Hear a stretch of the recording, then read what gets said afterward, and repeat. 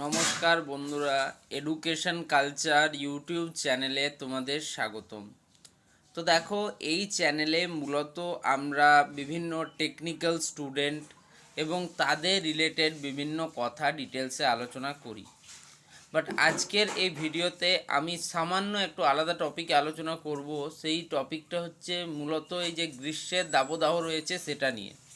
কারণ দেখো, যদি নির্দিষ্টভাবে বলা হয়, এপ্রিলের প্রায় তোমার 14 তারিখ থেকে কিন্তু একটা তীব্র তাপপ্রবাহ চলছে দক্ষিণবঙ্গ তথা উত্তরবঙ্গের অনেক জায়গা জুড়ে কিন্তু এটা দেখা যাচ্ছে।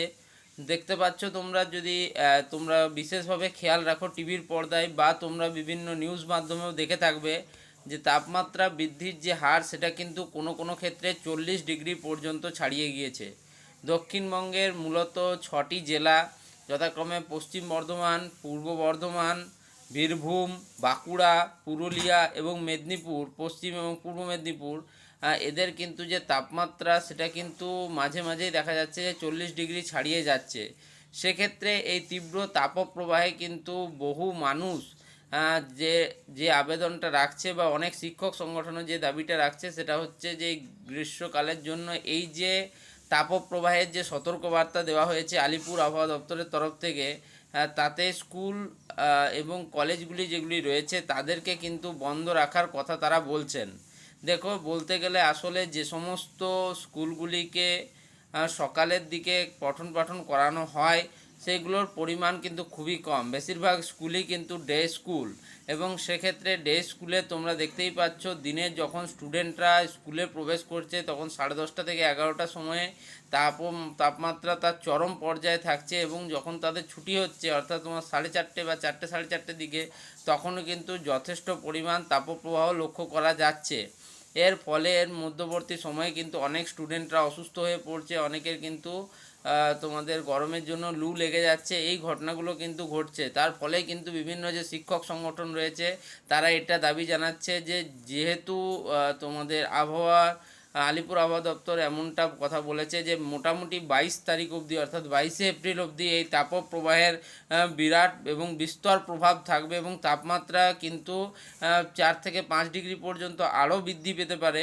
তো সেই বিষয়ের জন্যই কিন্তু অনেক শিক্ষক শিক্ষিকারা আংশিকভাবে কিন্তু দাবি করেছেন যাতে কিন্তু তোমাদের স্কুলগুলিকে এই সময়টার জন্য মোটামুটি বন্ধ করে দেওয়া হয়। যাদবপুর বিদ্যাপতি থেকে শুরু করে বিভিন্ন যে ইনস্টিটিউটগুলি রয়েছে তাদের প্রধান শিক্ষকরাও কিন্তু একই দাবিতে সরব হয়েছেন। আবার কিছু কিছু শিক্ষানুরাগী মানুষরা চাইছেন যে না, যেমন পঠন পাঠন চলছে পঠন পাঠন কিন্তু তেমনই চলুক। আসলে ব্যাপারটা হচ্ছে অনেক স্কুলে কিন্তু এখন যে মিড টার্ম যে এক্সামগুলি হয়ে থাকে, এপ্রিল মাসে যে এক্সামগুলি হয় সামেটিভ এক্সামগুলি, সেগুলো কিন্তু চলছে, যার ফলে কিন্তু স্কুলগুলিকে রেগুলার রাখতেই হচ্ছে, এমনটাই রয়েছে। আর তাছাড়া তোমরা জানো যে নতুন শিক্ষা ব্যবস্থার ফলে নতুন যে শিক্ষানীতিকে পশ্চিমবঙ্গ সরকারের অনেকাংশে গ্রহণ করার ফলে সেখানে দেখা যাচ্ছে যে সেমিস্টার সিস্টেম কিন্তু এবার লাগু হচ্ছে, অর্থাৎ ক্লাস 10th পাস করার পর 11-12 কিন্তু তোমাদের সেমিস্টার পদ্ধতিতে কাজ করবে। সেক্ষেত্রে 4টে সেমিস্টারে কিন্তু তোমাদের এই 2 ইয়ার্সের যে প্রোগ্রাম পড়াশুনো সেটা কিন্তু চলবে। সেক্ষেত্রে সেমিস্টার পদ্ধতির জন্য একটা নির্দিষ্ট সময়সীমা বা টাইম রয়েছে, টাইম বাউন্ড রয়েছে। তো সেই সময়সীমার মধ্যে কিন্তু সমস্ত প্রক্রিয়াকে শেষ করতে হবে। এরপর যদি এত ছুটি থাকে তাহলে সেই প্রক্রিয়া কিভাবে মানে সফল হবে সেটা নিয়েও কিন্তু প্রশ্ন থেকে যাচ্ছে। তো সেক্ষেত্রে ওনারা বলছেন, উচ্চ মাধ্যমিক শিক্ষা সংসদের তরফে জানানো হচ্ছে যে তারা চেষ্টা করছেন যদি অনলাইন মাধ্যমে ক্লাসগুলি করানো যায় সেক্ষেত্রে কিন্তু অনেকটা সুবিধা হবে। তো যাই হোক, এই হচ্ছে তোমাদের আবহাওয়া রিপোর্টে যেটা উল্লেখ করা হচ্ছে, এবং স্টুডেন্টদের যেহেতু ছুটির দাবি জানানো হচ্ছে অনেক শিক্ষক সংগঠনের পক্ষ থেকে, এবার যতক্ষণ না সরকারের কোনো রায় আসে তার আগে কিন্তু এই জিনিসটা ডিটেলসে বোঝা মুশকিল। তো যাই হোক, আশা করব কিন্তু বিভিন্ন শিক্ষক সংগঠনদের কথা শুনে সরকারও এর বিরুদ্ধে কিছু একটা সঠিক পদক্ষেপ নেবে। তো এই ছিল, দেখো তোমাদের টেকনিক্যাল স্টুডেন্টদের ক্ষেত্রেও এই প্রশ্নটা উঠছে, কারণ তোমাদের কলেজগুলো কিন্তু মেন শুরু হচ্ছে তোমার ডে ডে কলেজ, প্রত্যেকটা কলেজই ডে কলেজ। সেক্ষেত্রে কিন্তু তোমাদের ওখান থেকেও অনেক রকম প্রশ্ন উঠছে, তাই আমি এই নোটিশটা তোমাদেরকে জানিয়ে দিলাম।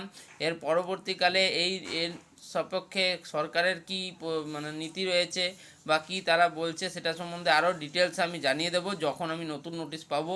তো এই ভিডিওটা এখানে শেষ করছি। ভিডিওটা ভালো লাগলে অবশ্যই চ্যানেলটিকে লাইক করো, তোমরা সাবস্ক্রাইব করো, এবং তোমরা কিন্তু অনেকেই পুরো ভিডিও দেখো কিন্তু কেউ কিন্তু সাবস্ক্রাইব করছো না।